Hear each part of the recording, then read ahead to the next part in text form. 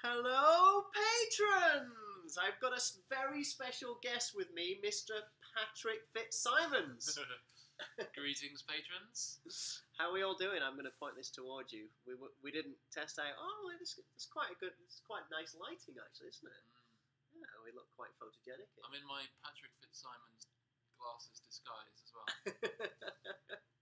So I'm off duty. So we're in Vegas, living it up, partying. Party kings. We just partied in the buffet. We did party in the buffet. What do you have in the buffet? Lots of yellow and red and everything in between coloured foods. Yeah. And then 2 desserts. 2 desserts. Which desserts? There's actually 3 desserts. This is the stuff that people want. This is stuff that people tune in to find out. This is what are the fabric of our lives. Yeah. The highlight of our time in Vegas was the 3 desserts. Yeah. Right. If anyone's got any questions about desserts or buffets, we will happily respond. So, as you know, it is customary to ask questions in these streaming sessions. So, I think probably best to direct your questions at Simon, seeing as Simon is the very special guest tonight. We do take trivia questions as well. I've just seen that's coming up. Yeah. I'm just going to check that we're live because people are very quiet. Oh, yeah, I see that we are live. Yeah, cool. I just thought I'd start off by I had a couple of people asking me. We had an amazing Patreon get-together in New York last night. It was fantastic. There was about half a dozen people, maybe more, came, and yeah, probably more. And it was great to put faces to names, faces to profile pictures, and it was fantastic. We had a great, extended sound check, 2 hours long. We all got to hang around and chat, and we were talking a little bit about the silent movies that I've been doing, and one of the questions was, how on earth did Méliès in 1901 do the thing where he basically takes his own head, because, by the way, that's Méliès playing the guy with the bellows and the head on the table. How did he take his own head and blow it up? I have prepared a film showing you just that. So here we go. This is the secrets to the 1901 trick. In 1901, Méliès produced The Man with the Rubber Head, using black backgrounds and double takes on the same film.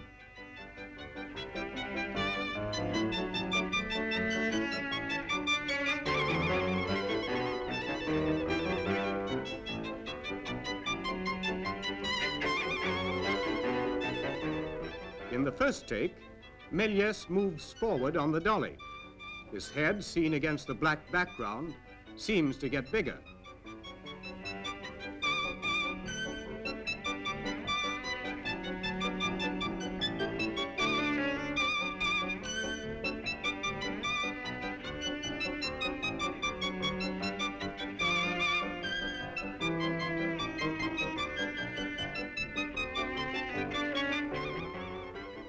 In the second take, only the scenery around the background and Méliès himself blowing up his own head is caught on the film, and this is the result when the 2 takes are combined.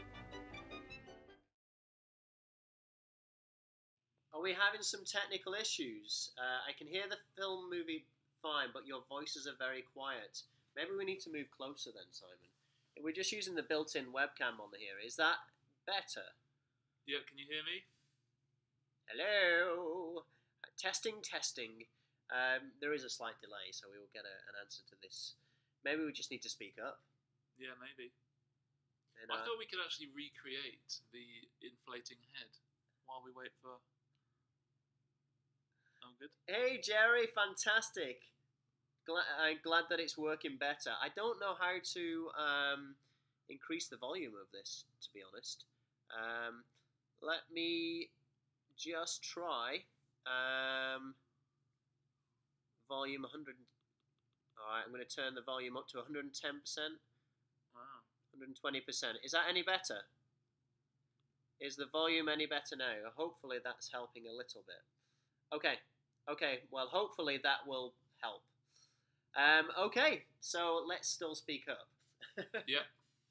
So there you go. So that's fantastic. That's great. And also, I saw that Sue Husky. Sue, you're commenting on the actual Patreon page. You need to go.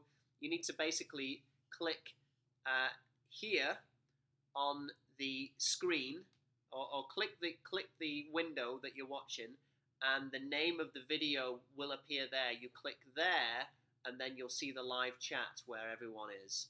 So hopefully that'll help you chat. But I can see you're chatting, but there's no messages coming through. So hopefully that's the technical issues over with. So yeah, wasn't that amazing how Melier created that film? And basically, we were talking about this yesterday as well. But Melier he started off life as a stage magician, and just kind of stumbled across film and stumbled across. Well, it wasn't even film back there. It was just kind of like a bit of a novelty, magic lantern, as it was called back then. And the first show he saw, he went in and spoke to the filmmakers and the owners of this equipment and asked if he could buy some of this equipment off them, and they refused because basically back then nobody was manufacturing it. He was just making his own, or if you wanted to do it, you just had to make your own. So Melier went away and made his own, and then his first films were just basically him recreating his magic tricks, filming his magic tricks, and to cut a long story short, he was out in the streets of Paris filming a procession when his camera broke. He fixed his camera, he started recording again, and when he got home and developed the film, he found that this procession turned into a funeral procession. And what had happened in the time that his camera had broken, 10 minutes elapsed, and a funeral procession came by, and he stumbled across film editing. So he turned his movie tricks into, or he turned his film tricks, which were just essentially capturing what he did on stage anyway, into proper film editing, things that were impossible to do in real life, such as the man with the rubber head. All right. We're back. Fantastic. We've got some questions coming in. All right. So I think everyone can hear us now. First question is from Jerry. Simon, what are you reading now, and what have you read lately? Oh, good question, Jerry. Actually, right now I'm reading a book called Collapse, which is by Jared Diamond, who is an anthropologist. If you've not heard of him, I would recommend anything he's written. But this specific one is about civilizations that have disappeared, like the Mayans, the Easter Islanders, the Norse Greenlanders, and why they died out and what we can learn from that. It's very interesting. And lately I've been reading sci-fi. I read some Kurt Vonnegut and Philip K. Dick recently. That was good. Fantastic. So, for anybody who doesn't know, Simon is an avid reader. So you can always see him during the drum solo in the dressing room. He's usually dipping into his book, very rock and roll. Mm-hmm. Like rocking out in the buffet, having 3 desserts. So yes, great question. Birch has a question. Does Carl's drum solo vary night to night, or is it pretty much the same every time? You want to take that, Simon? It is. I'd say it was pretty much the same every time, but he varies it. He goes through different sections, working on different areas of the kit or different rhythmic parts, and each area of the kit he's working on each night, he might improvise a little bit around what he normally does. So the framework is the same, but the details vary from night to night. Yeah, and we always have our cues, so we always know roughly. I mean, we use them basically just as a safety gauge to how long we can leave it to going back on stage. Mhm. So if we hear him doing his kind of cymbal thing, we know we've got plenty of time, and then he gets to his gongs, and we know we've got to start moving, and then he does the snare drum that goes down quiet and ends up with a crescendo, and we know we've got to get to the stage. So we use all of the different points as signposts. And sometimes he hasn't got a gong, or something's not there because he's, renting. And so we don't know where we are.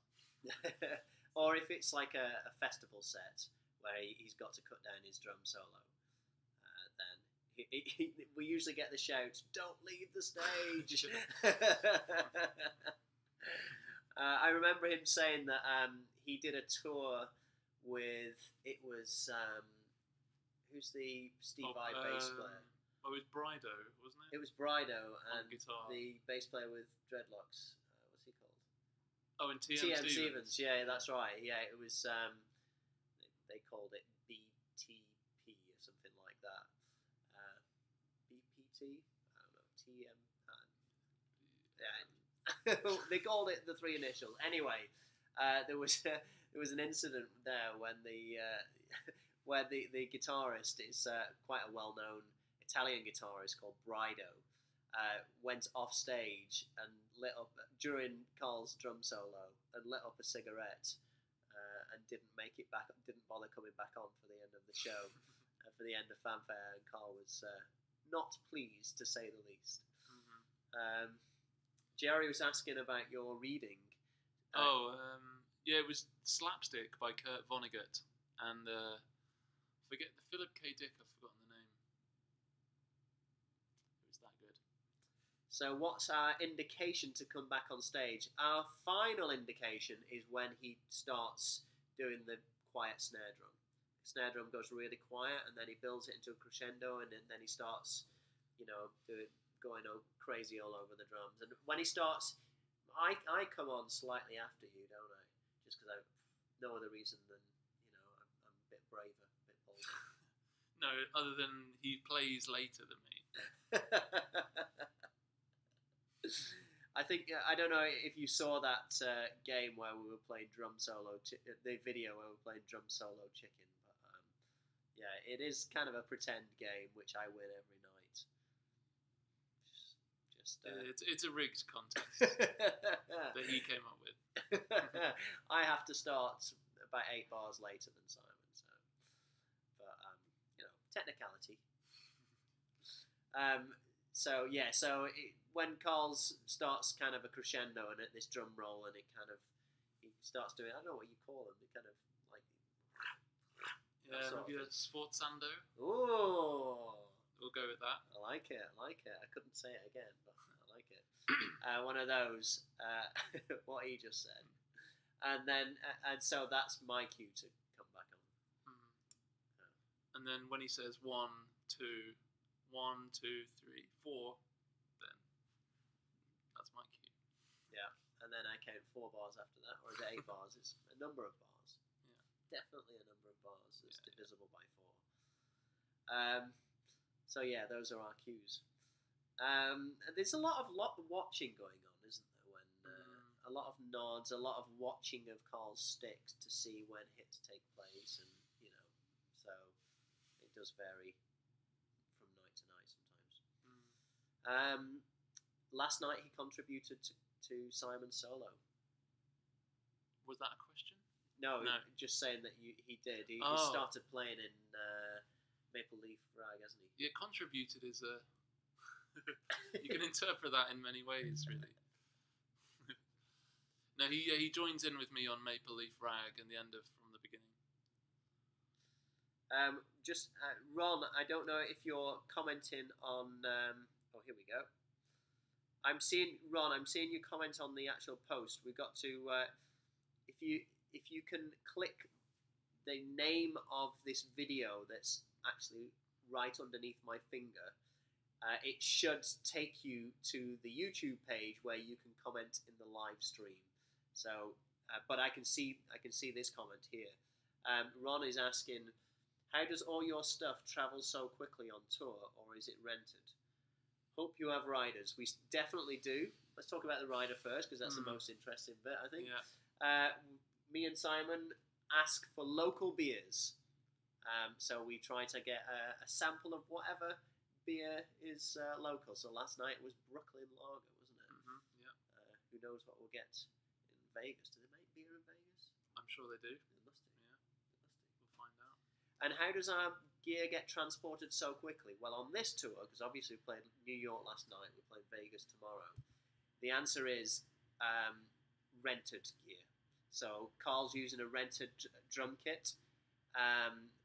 We're using rented amplifiers. I'm actually carrying a little pedal amplifier, the small one. Basically, I'm carrying the same setup that I have when I do a tour in, say, South America. So all of the things need to fit in my guitar case, and as is Simon. Yeah. So that's how. But we have never toured the US this way. This is the first time we've ever done this. We usually travel with in a van and trailers, and all the gear travels with us. Okay, Jerry's saying, what was your best concert experience whilst performing? Best concert while being in the audience. Wow. Best concert while performing. Well, I being in the audience, there's been so many for different reasons, but one real standout gig for me was a Chick Corea acoustic band show that I went to when I was a student, and it was just a real revelation of how all the musicians on stage were really listening to each other and interacting with each other. And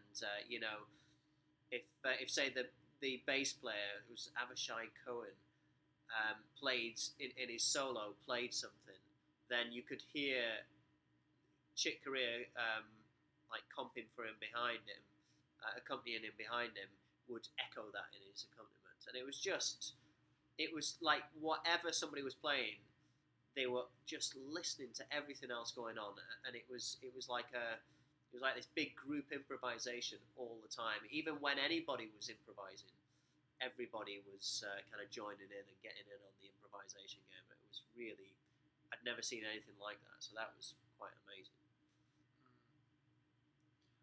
For me, I don't know. Maybe when I started going to gigs when I was a teenager, I was into just going to metal gigs all the time. But I remember seeing Megadeth, which was probably I think the second gig I ever went to. But I remember being really inspired to take up guitar and bass guitar after that and play music. So I guess being a teenager, it impacts you so much more, doesn't it? And in terms of gigs that I've played, I don't know. It's really hard to narrow it down. I mean, played hundreds of gigs over the years, but I guess a recent standout one would be the Yestival gigs, and I think a reason why I really enjoyed those is it was a short set. Didn't have to do much work. We can get to the local brews. But also they were big crowds, and funnily enough, it felt like a really low pressure set. It felt like we knew the set after a few shows. We knew the set so well that I could really just relax, forget about the notes, forget about playing, and concentrate on performing. So that was, I feel like that tour did a lot for kind of my stage performance, because I was able just to concentrate on that and nothing else. While you answer the favourite playing gig, I'm going to turn this AC off in case there's a big hum out there for everybody. Yeah, for me, I enjoy playing the most when the audience is the most excited and the most engaged. And some of those I remember when we did Mexico a year or two ago, and the crowd are just singing along to everything. I think it was quite a large crowd for how we normally play. But yeah, anywhere really where the audience really goes. And yeah, like Paul said, especially outdoors, it's really exciting. And in a festival. But then you can also, I agree with you that outdoor really gives you a big stages and big audiences give you a real buzz. But I think my favourite show of this last South American tour was that one in Chile. Was it the first one in Chile, which was just like in a small rock club, and we did huge shows over there. But this one was just the show had been cancelled and they put something else on a last minute, so it was in a small rock club, and it was just the atmosphere was just incredible. So a lot of the time it can be a small audience but really enthusiastic makes it an amazing one as well, doesn't it? Yeah, completely agree. Yeah. All right. This is fantastic. We've got so many questions coming through. You inspire questions. Okay. We should say some highs as well. Hi, Caroline. I just remembered I have one other playing experience. Okay. Which was when I was at university. I was in a prog rock instrumental trio with my brother on guitar and another friend on drums, and we entered the Battle of the Bands contest, and we won. And that evening when we won was probably a life-changing moment, actually, because I probably wouldn't be here if we hadn't. Wow. Because I felt like I could carry on and keep doing music. Wow. Anyway, sorry. Yeah, and when we did our first duo tour, I think that was quite a moment for me, because that was like us going out on our well, certainly me going out on my own. You know, not that I was on my own, but it was something that I'd put together with somebody else, and it was like I'd not been hired for it. You know, and I was instrumental, and we were instrumental in putting it on. You know, and I think that felt like a big step as well. So yeah, but even though a lot of those were small bar gigs, it felt like a big step, didn't it? Yeah.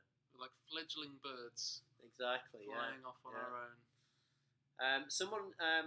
Action Paddling. I know you keep telling me who you are. I'm sorry, I can't remember your name, Action Paddling. But Paul, are you going to start a local prog band? Well, talking about local, it might not be prog, but it's going to be exactly what I'm doing on the Patreon page. I'm doing a silent movie night on the 28th of July, and that's going to be in Falmouth in Massachusetts, and it's going to be in an art gallery. So the tickets aren't on sale yet, but there's going to be an hour and a half worth of the silent movie stuff, so I better get cracking, eh? Or it might be an hour. Yeah, so it might be half an hour of silent movie stuff and just a lot of talk in between. Or very silent movies.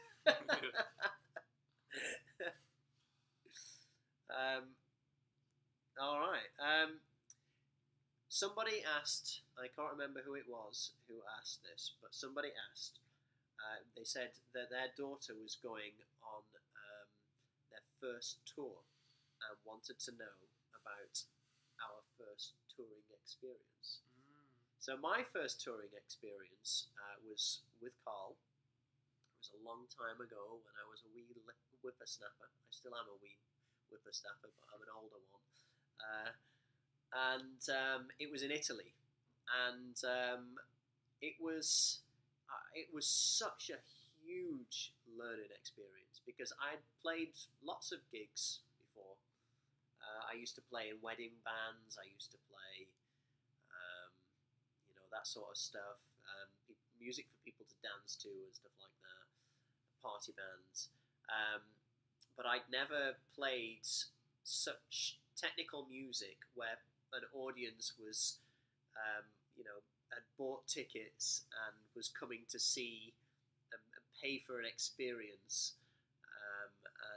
And I do remember feeling that was quite a pressure that the audience have paid to be here to see me. They've booked their tickets. I better get this right. So I remember feeling that was quite a pressure, and it was a huge learning experience for me. I mean, you can play this stuff. Really what we play with Carl is really quite difficult, hard to remember stuff, technically difficult, and you can play all that stuff all you want. Not on stage, and you never truly appreciate what it's like to play that stuff on stage until you get on stage. So it was a huge learning experience, and I struggled through the first 2 gigs, and the third gig, I finally cracked it. Something finally clicked, and finally just felt comfortable in this situation. I mean, it was probably more a mind over matter thing, but I finally felt comfortable in the situation, got over it, and started enjoying it. But in terms of being on tour, that was a very short tour. I think it was about 5 days, 5 or 6 days. We did 4 gigs in that tour, so it was a short tour. Nice introduction to touring, and I remember getting all the instructions from the then bass player, which was, make sure you shower every day because nobody likes a stinky guitarist in the house and stuff like that. But yeah, I mean, I was just delighted and just so excited to be on tour because it's just everything the only thing I ever wanted to do. So yeah, it was such a wonderful experience. What about yours? Yours was the US, wasn't it, with us?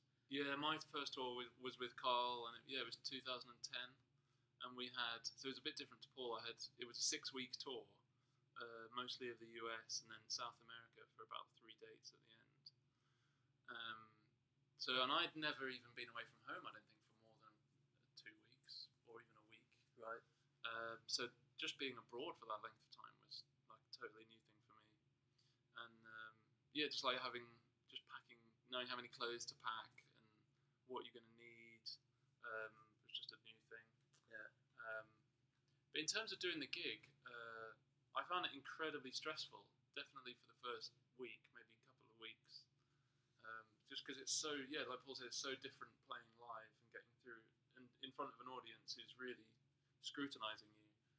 It's not like a small band in a bar or like a wedding or something where you can, people are half paying attention. People are really, focusing. And particularly for me, I remember it was all the pedals because we'd play with lots of different effects. And that was something I'd never done before. I just had to learn that for the band and get a load of gear, and just so remembering which buttons to press at the right time and when to turn it off, and there's so many things that can go wrong. If one cable's broken, the whole thing can go down and you don't know what it was, and you need all the right chargers and everything plugged in. So I found that a bit stressful to start with, but then gradually you get used to it and it becomes easy and you just start to enjoy it, I guess. Yeah, it becomes like normal life, doesn't it? Yeah. And that's an interesting thing you said about, I didn't know how many clothes to pack. Because that's one thing people ask, when you go away for six weeks, you're taking 6 weeks worth of clothes. And obviously the answer is no. Whatever length that I go away for, I pack up to 2 weeks of clothes. Even for a weekend?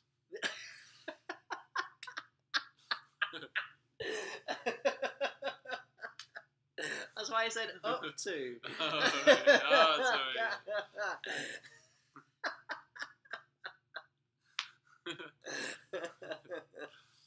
Sorry. So up to two weeks of clothes, and then after that, we usually find laundry facilities. So that could be on a day off in a hotel. Never. Simon's got a good story about why you should never use the hotel laundry services. or actually, many gig venues do have laundry facilities because they're geared for touring bands. But would you like to tell us about your experience in Germany, was it? Or? Yeah, we were in Germany I forget the name of the town, it was near Dusseldorf, I think, in West Germany. And I'd run out of all my clothes and needed to wash them. And so I thought I would just ask the hotel, just ask the receptionist, are you able to just wash these? And it was just like a small family-run thing. It wasn't like a Hilton or anything like that, was it? Yeah, it was like maybe a husband and wife. It was quite low-key. Yeah. And I just thought that she could just stick them in her machine and just do it. And so she was like more than happy to take my washing and did it for me. And then when I came back, she'd itemized every single thing and listed it all out because they have a price list, as many hotels do, for every single item. And so the bill, because it was like all my socks, like 20, maybe 15 pairs of socks, 10 t-shirts, trousers, shirts. So it came to something like €140, which is basically what $120. No, more than $150. Which was just insane. I could have probably rebought all of the clothes for less than that. And it was like a week's worth of clothes or something, wasn't it? It was not even that, maybe. Yeah. So our Stefano, our booking agent, negotiated it down by about €40. Yeah. And I just paid about €90. Yeah, lesson learned. There you go. Yeah. So just it's better to live with the smell sometimes. Yeah. Smell saves money. So there you go. Those are some touring tips. Mm-hmm. Never use hotel laundry. I remember my first time I was in the US. I called home on the hotel. What? You got taken to the cleaners. I like it. Oh, I like it. First time I was in the US, which was 2006, which was before smartphones, before Wi-Fi calling and all of that stuff. I didn't have a laptop and just had an old-fashioned mobile phone. But I used my hotel phone to call England, thinking how expensive can it be? And I made like an hour's phone call and got a bill at the hotel for it was about $150. So yeah, that was my lesson in never do that again. So after that, what I used to do, this is all old school technology. Nobody buys these anymore. But I used to buy phone cards, and then you'd key in your phone card number, and it'd just charge you a local rate. Mm-hmm. There you go. Yeah, this is a guide to touring in the early 2000s. How not to tour in the early 2000s. We're doing a 90s edition next week. All right, let's catch up on some of these questions. I've not seen many fans in your age group at these shows. How has that been going for you?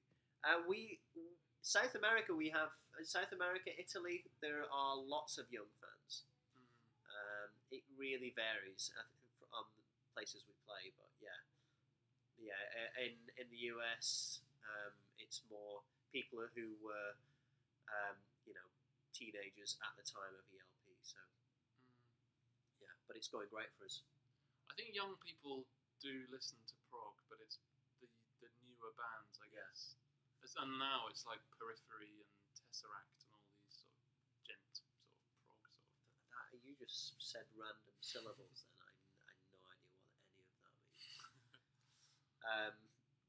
But yeah, we do get occasionally young people come in. If they do come, they're usually musicians, aren't they? And I'm a drummer, I've come to watch, or I'm a whatever, I've come to watch. So.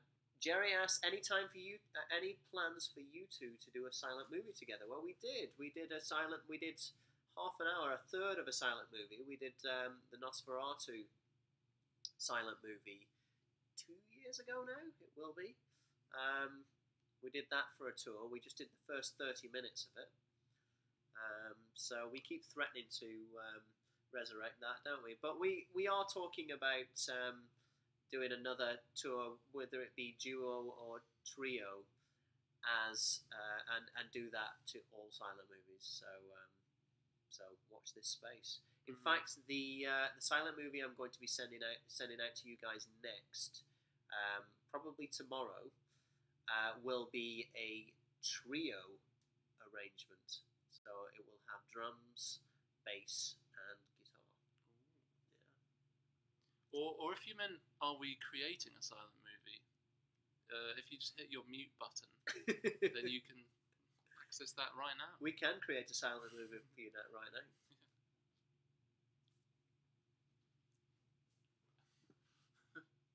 There we go. That was our first opus one.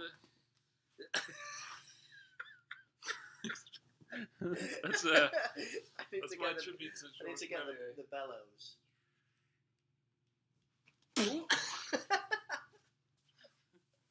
Oh wait, that wasn't silent though. There you go.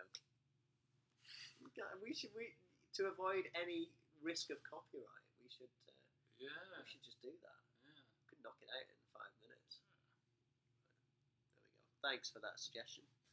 We'll be making it happen. We'll be marketing that soon. Yeah. Sue saw us in 2010, and you amazed me. I presume that was you because that was your first tour. Oh, thanks. Caroline saw us in 2010 as well. Petaluma, that was my birthday. Oh, really? Yeah. Oh, I remember that was your first tour. Yeah. Ooh. Wow. How time flies. We recently went back there, didn't we? And that's where I got the old Beethoven bobblehead. Where is the Beethoven bobblehead? It's in my studio. Yeah. All right. Moving on.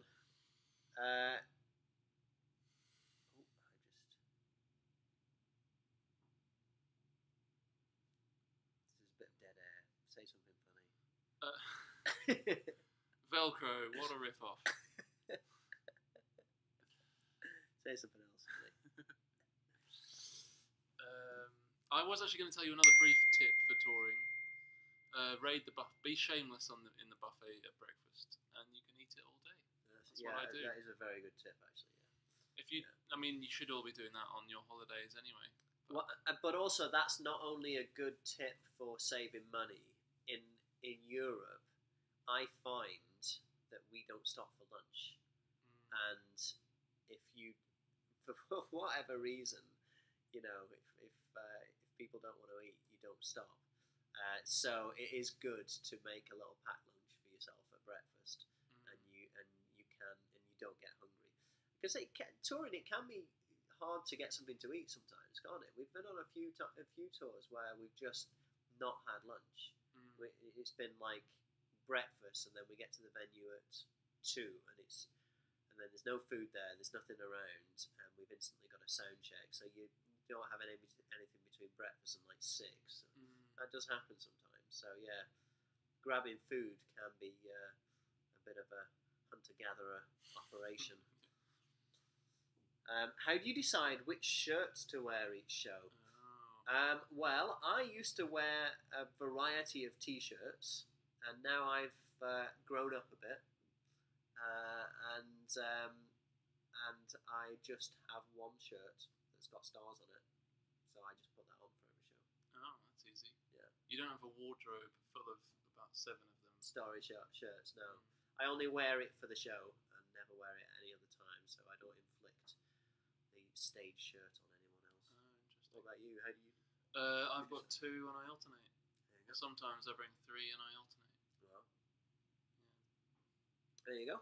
So you could tell whether we're on an odd or an even show probably by what colour shirt I'm wearing. Or by counting the sweat rings under his arms. Yeah. Fat rings means it was a particularly hot and intense gig. The thin rings was a nice straightforward one.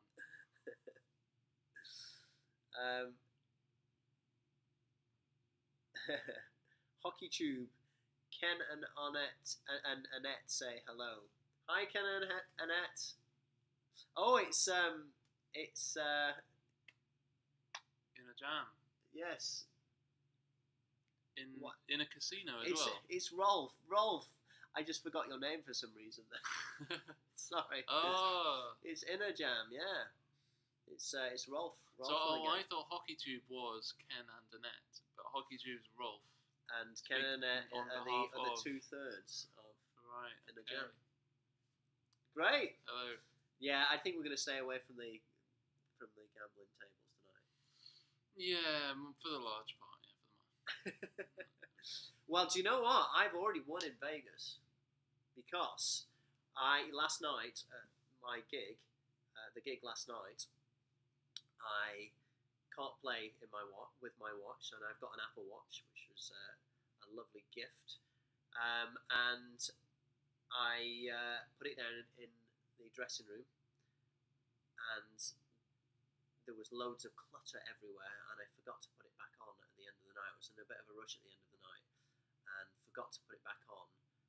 Thought we'd done an idiot check, but couldn't see it there, so I was like, oh, I've lost my Apple Watch.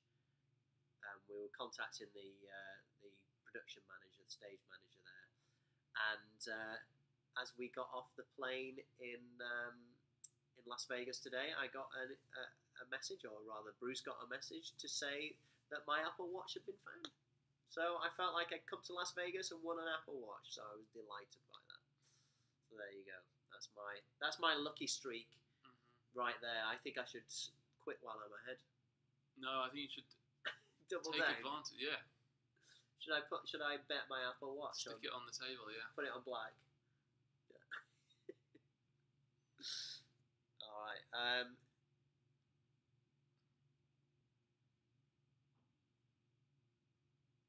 The man with the rubber S, Simon. Yeah. Okay. I don't know. I don't understand that either. It sounds like a cryptic crossword clue, actually. It does, yeah. Simon is very into his cryptic crosswords. Yeah, it's not really an American phenomenon, so you guys are probably not familiar with them. But if you find yourself in the UK and you're reading a broadsheet newspaper, flip to the back page And be utterly bamboozled. It's kind of like this elite club of crossworders who have all these secret code words for how to solve a crossword, and unless you're part of this elite club, then you don't stand a chance. But thankfully, Simon is part of the elite club. Simon, any plans to do Bohemian Rhapsody in your solo again? Every now and then, when the occasion is correct, I'll bring it out. If it's a non-ELP audience, typically, I might bust it out. For example, at a festival. It's always there if I need it. Absolutely. Yeah. If I break a stick string, you might see it. So if you want to get some pliers on the stick, that's one way. Simon, do you have a bass and guitar double neck? No. I'd only need half of that anyway. So I'd do a bass plus bass double neck, maybe. Well, you got the Chapman stick, which is kind of like a bass plus guitar single neck. That is true, actually. Yeah. That's the way I'd look at it. I could do duets with myself in that case. Well, Absolutely. it would be a trio with Paul. So there we I go. was trying to type Simon and hit return by accident. The man with the rubber Simon. So I'm really sorry. I still don't understand. This is. It's the rubber head. That's the movie. Yeah. Oh, of course, yeah. Oh God, sorry. That's embarrassing. All right, let's move on. So yeah, what should we do? Should we do another silent movie? So let's finish off with the other silent movie. Yeah, the penny drops slowly but surely. So the other silent movie that I recorded was The Eclipse, and I did a solo spot based on The Eclipse last night, or based on what I did for The Eclipse last night with Claire de Lune and the Arabesque, and kind of sandwiched them together. Although I couldn't do the full thing because that would just be too much. I did feel towards the end of it like it had gone on for ages, and perhaps I should let you guys back on the stage. Did it feel really long last night, my solo? Not to me. No. I don't know how long it was. I was probably reading somewhere. Yeah, reading some sci-fi. But yeah, I mean, obviously the idea of the eclipse and Claire de Lune, meaning moonlight or the light of the moon, it kind of made sense that there was a moon in it and there was a lunar eclipse or a solar eclipse caused by the moon. So it seemed to make sense to do that. So here is Méliès's Eclipse, and this was quite late actually in Méliès's film career. And what I really like about Méliès is, I mean, he is a storyteller, but he clearly was an artist, and he wasn't just making film to entertain necessarily, or film in these days, film kind of immerses you and kind of, I don't know, I don't want to say that it's not an art form, but it's more, it's more geared towards the entertainment. And while Méliès movies are entertainment, of course, art can be entertainment. I feel like he goes a long way. He pushes the art side of it pretty far. And all of Méliès movies kind of feel like surreal type dreams, almost Dali-esque paintings, that sort of thing. So here is The Eclipse, and we'll interject with little comments. I've got the ability to do that. So here is The Eclipse. And if I press that, they can hear us. Enjoy.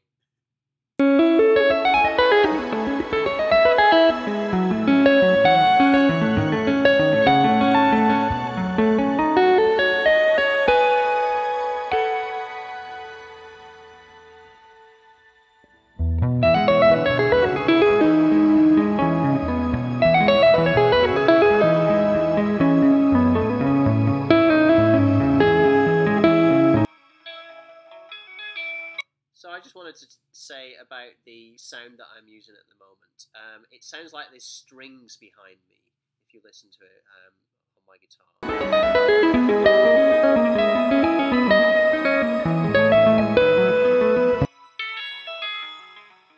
And that's actually created using a Eventide H9 pedal. And it's just a reverb, but it's a pitch shifting reverb. So basically, the reverb takes what I'm playing and analyzes the pitches, and then kind of harmonizes and puts all of these nice different pitch shifty effects onto it. And some of them are in reverse, and yeah, it just gives this kind of synthy type string sound to it.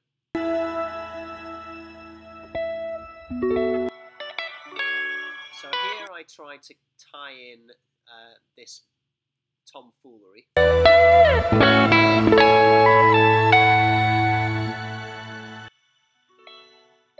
So then the guitar goes quiet again for him going back. I know I just spoke over all of that.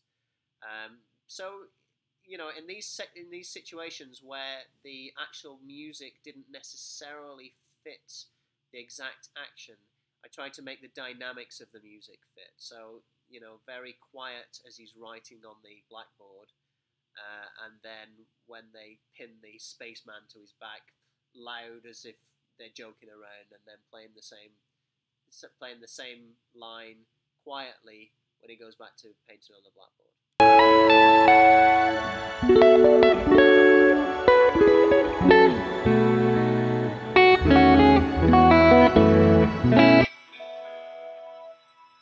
Okay, and I talked about the fact that rather than using a click track for this movie, I watched for cues, visual cues. So one visual cue here is when the two men move to the centre of the room, and then the visual cue to go into Clair de Lune is when the guy on the right puts his hand in the air. Watch out for that.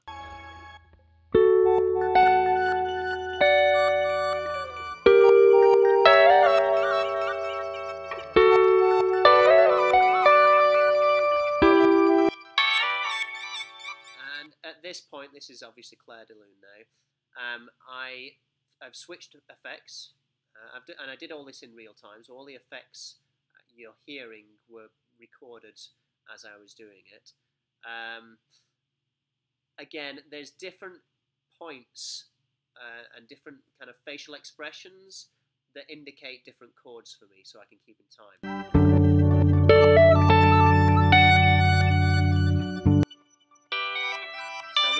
We just missed one of the points. When they both come together, that was when I played a specific chord.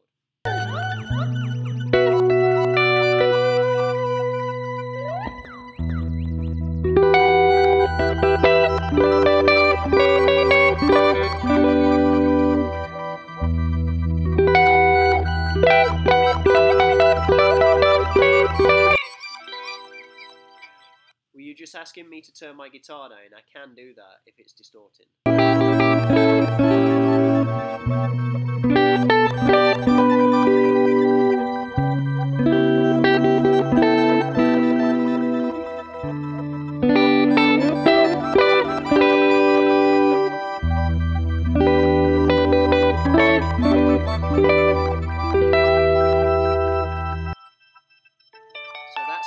That was a cue when they both started moving away from each other to go into the last 4 chords of that section.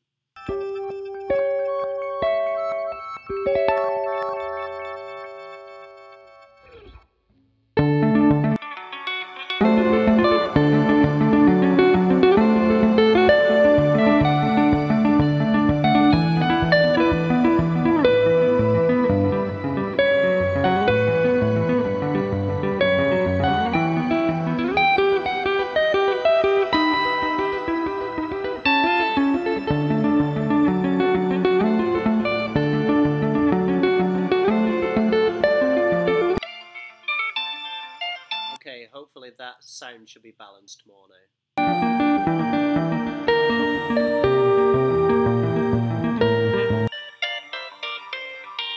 Okay, the section that I'm looking out for now is when the lady arrives.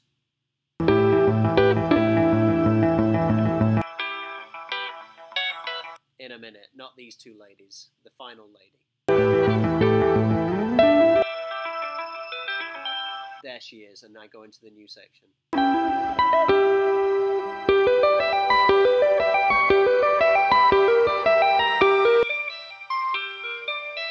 And here's the other lady.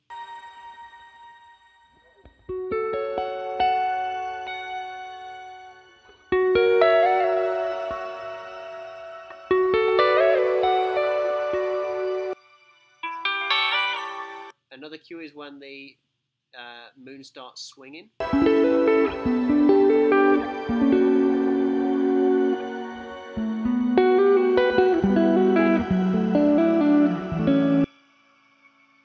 then the 2 girls appear from the side. Again, these are loose cues, but just so I know roughly where I am in the film, just to keep me, loosely in time.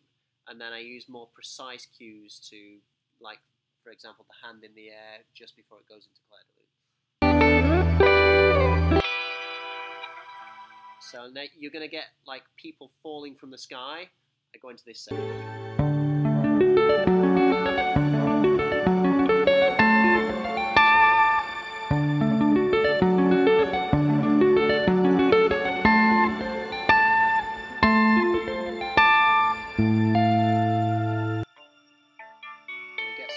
Some smoke, and we're back in.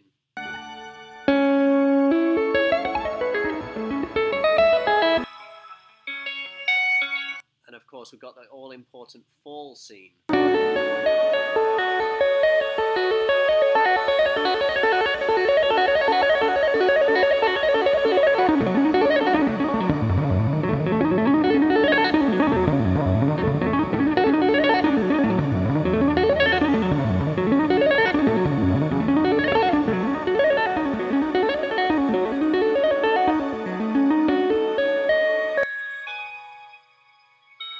When he starts kicking his legs like he's dancing, I go back into the thing.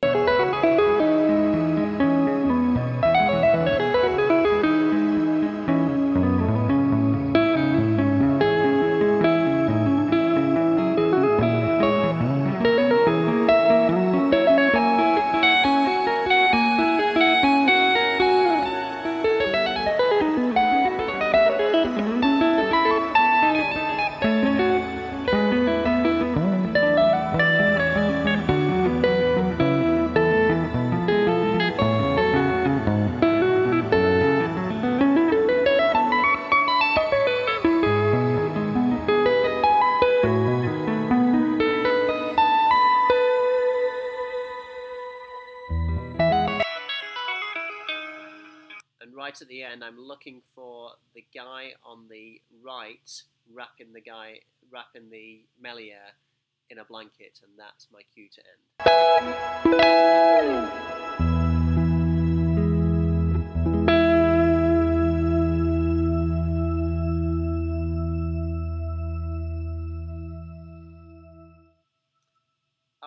there you go. So that was the eclipse. And as I say, all of that stuff was just a very rough, what we called hit points. But it all helps just to keep it roughly in time, rather than using a click track. Thanks, Sue. All right, guys. Well, thank you very much for joining us. Thanks, Simon, for being our guest. Thank you for having me. We're off to get some Thai food now. All right. Well, And lose all of our wages.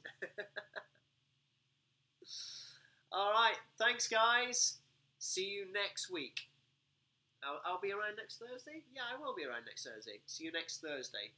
All right, guys. Yep, happy 4th of July. Someone mentioned that. Oh, is that next Thursday? Wednesday. Okay. In which case, Thursday will not get in the way of anyone's fireworks celebrations. All right.